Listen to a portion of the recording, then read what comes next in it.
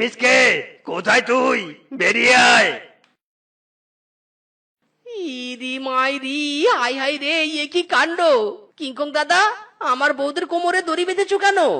তোর বউরা আমার পুকুরে মাছ চুরি করে খাচ্ছিল, তাও আবার কাঁচাই।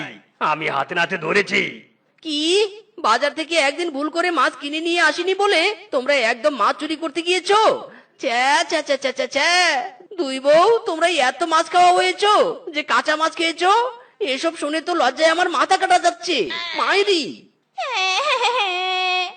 ওগো, বিশ্বাস করো গো, আমরা বুঝতেই পারিনি কখন কিংকং দাদার পুকুরে গিয়েছি। আমি অত কিছু বুঝি না। আমার মাছ খাওয়ার জন্য জরিমানা দিতে হবে, নয়তো মিসকে তোর দুই বউকে আমি জেলে দেব। ইরি মাইরি! না না, এখনই আমি টাকা দিচ্ছি।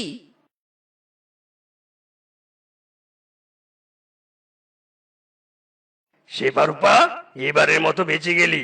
আর একদিন যদি দেখি আমার পুকুরের আশেপাশেও তোরা গিয়েছিস, তবে আমার একদিন কি তোদের একদিন।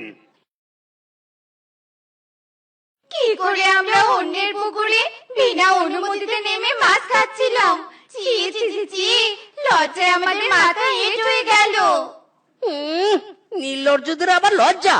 তোদের জন্য আমার টাকাও গেল, নাক কাটাও গেল রে। একদিন একটু মাছ এনে দেইনি বলে চুরি করতে যেতে হবে? ছ্যা ছ্যা ছ্যা ছ্যা ছ্যা ছ্যা ছ্যা! ওগো, শোনো গো শোনো, আমরা চুরি করতে যাইনি। কি থেকে যে কি হয়ে গেল আমাদের সাথে, কিছুই তো বুঝতে পারছি নে। ওগো, ওগো!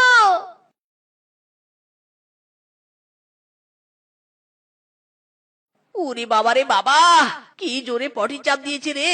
ওরে মিসকে, লাগা দৌড় বাথরুমে।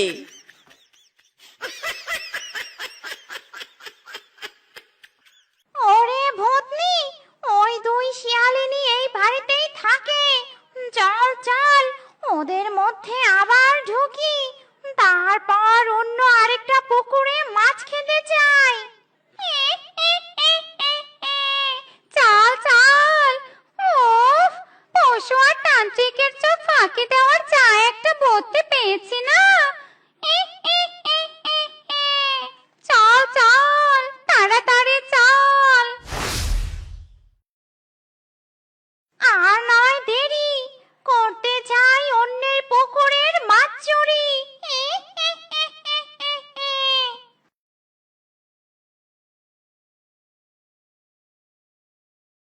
ইরি মাইরি!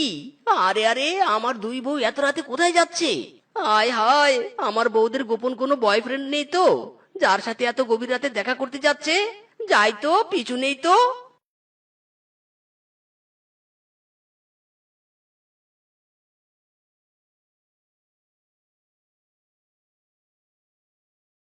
ইরি মাইরি! কি হলো? বউরা আমার এই পুকুর পাড়ে এসে দাঁড়িয়ে পড়লো কেন?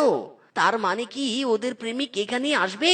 না না, ব্যাপারটা আরো গোপনে থেকে দেখতে হবে। ওরে ভূতনি, পুকুরের জলের তলায় অনেক মাছ দেখতে পাচ্ছি রে। ওফ, আজ পুকুরের সব মাছ খেয়ে নিব। চল না রে পেতনি, এদের শরীর থেকে বেরিয়ে নিচের শরীরে নেমে মাছ খাই।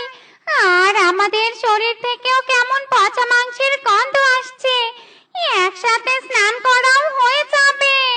কিন্তু আমরা এদের শরীর থেকে বের হলেই তো এরা নিজেদের জ্ঞানে ফিরে আসবে আর আমাদের দেখতে পাবে।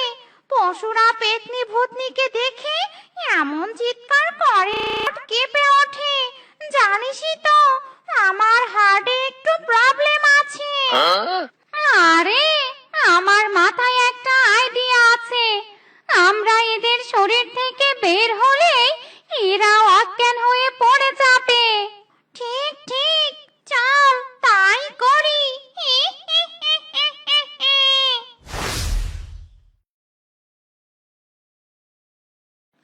আয় হায়, এ আমি কি দেখলাম! আমার বউদের ভিতরে দুই পেতনি ভূতনি ঢুকেছিল। তার মানে আমার দুই বউ মাছ খাওয়া বউ নয়, এসব এদের কারসাজি। না না, আমার বউদের বাঁচাতে হবে। মাইরি! এই যে তান্ত্রিক বাবা, এই যে এরা পেতনি ভূতনি আমার বউদের ভিতরে ঢুকেছিল। হক মৌলা, এই পেতনি ভূতনিদের জাল দিয়ে ধরে ফেলা।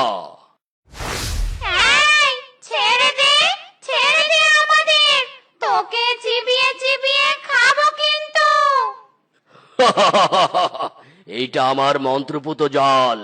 এই জাল থেকে বেরোতে পারলে তো তুই আমার ঘাড় মটকাবি।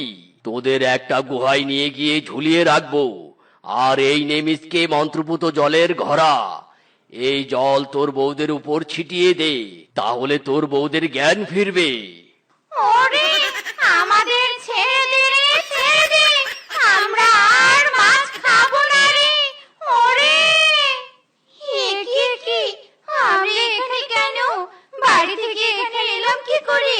ওগো, কি হয়েছে আমাদের?